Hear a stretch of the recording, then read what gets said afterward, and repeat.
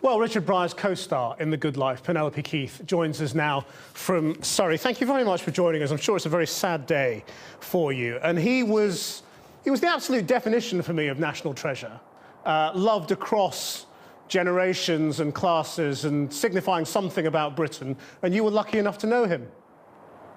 Indeed I was, yes, for quite a long time now. I think we started Good Life in 1974, so heavens above, it's 40 years.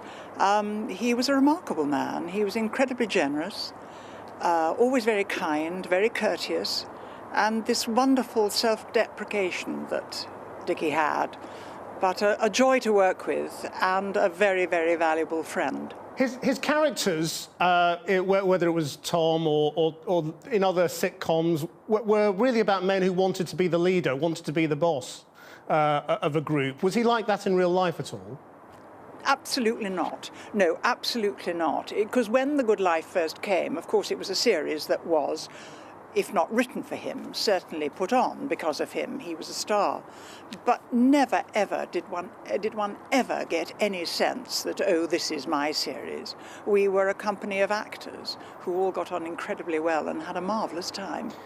The Good Life was on for a surprisingly short period of time, about 3 years, I think. And yet it seems to have been a massive part of sort of British popular culture for decades almost. I mean, can you explain why? No, I can't. I wish I could, but I can't. But it was extraordinary. It was a different time, of course, you have to remember. Things were allowed to grow. No one took much notice of it for the first series. And it really wasn't until we reached series 3, which I personally think was the best lot of the lot, when it really, as they say, took off. And then it's been repeated rather a lot. I mean, rather elderly people come up to me now and say, I grew up with you, which is fascinating. But it seems to go on, and indeed crosses continents, which is fascinating. And did he have the same approach, do you think, to Shakespearean roles on the stage as he had to television comedy? Oh, yes. I mean, acting's about truth. Not about reality, but about truth. And I saw his Lear, which was remarkable, terribly, terribly good. He was a wonderful actor. Just because he was so good at Tom didn't mean that that was all he could do.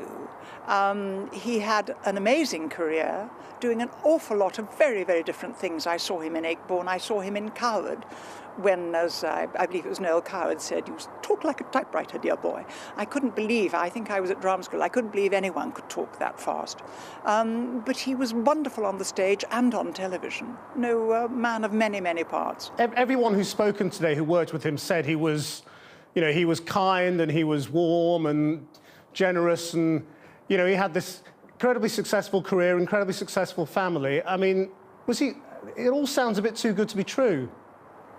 Yes, it does, doesn't it? I mean, so often when people die, you hear all these wonderful things and you think, oh, it is too good to be true. But this, I assure you, is true. It was true. I've never heard a bad word said about Dickie. Penelope Keith, thank you very much indeed for joining us. Thank you.